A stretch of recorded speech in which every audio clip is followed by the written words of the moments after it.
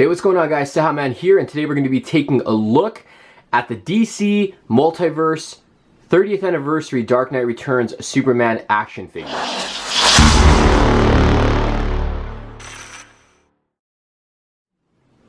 So this is the action figure right here. Now, I already opened them and took them out of the packaging.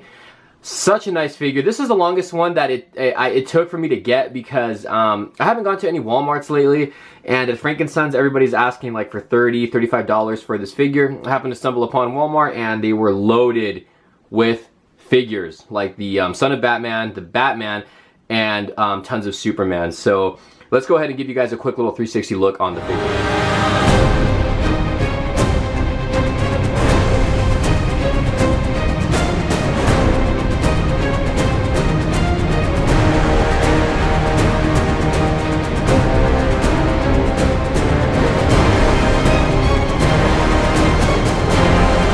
The accessories that Superman does come with, and the only thing he really comes with is the arrow with the kryptonite tip right there. That green arrow shoots at him in the comic book or the animated series, whatever you saw, whatever version of the Dark Knight Returns you watched or read. Now, this is a soft rubber material, so you can see it's very bendy, so just be careful you don't warp it.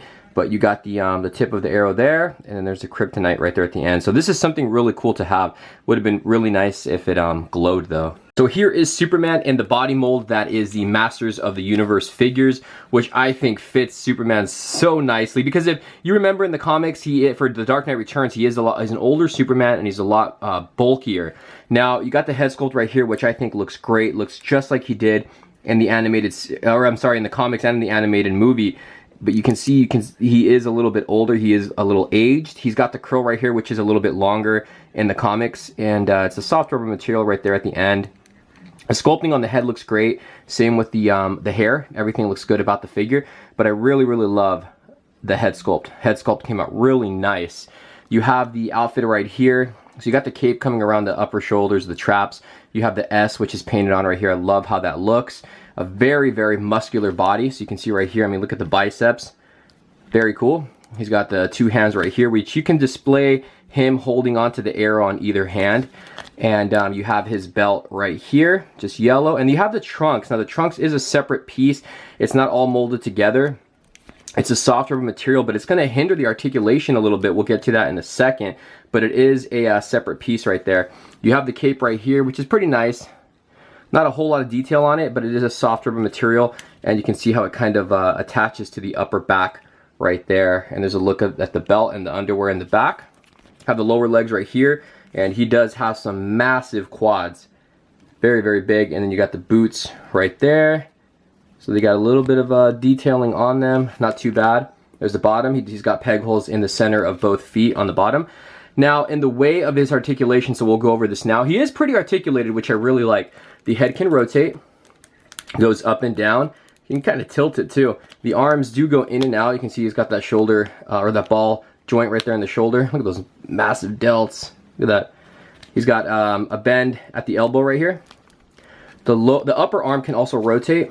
The lower hand can rotate as well. He's got an ab crunch. You can see that right there. Pretty good range of motion. Rotation at the waist. Now the legs do go in and out. And here's where the problem is with the trunks. So because of it being like the rubber material, you can't really get it to go forward a whole lot. And I'm kind of scared if I keep on doing it, it'll mess up the lower part of the shorts right here. He also has upper leg rotation, a bend at the knee. Foot can go up and down.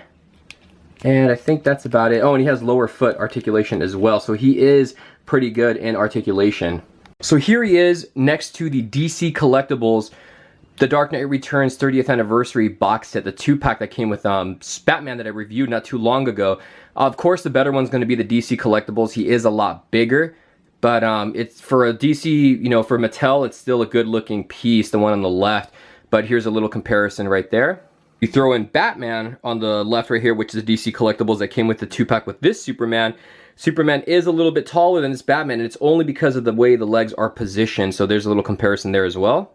What you're looking at right here are the 3 figures from this line that Mattel did from the Multiverse for the 30th Anniversary Dark Knight Returns. So we have Superman and Batman right there in the left, and on the right we have Son of Batman. Superman and Batman are the same scale, and plus they share the same body mold. So you can see the 3 figures right here, which look great. Let's hope Mattel will continue. We actually know they did. Now that I think about it, we are getting. I think we're getting a mutant leader, and we're getting an armored Batman finally that Mattel's going to be giving us in the multiverse. So scratch that, guys. We are getting more figures. Guys, there's my review. Today we're taking a look at the DC Multiverse by Mattel.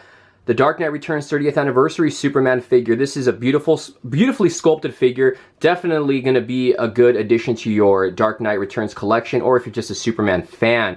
Let me know what you guys think about this figure. Leave a comment down below. Hit that like button, guys. We'll see you guys later. Peace.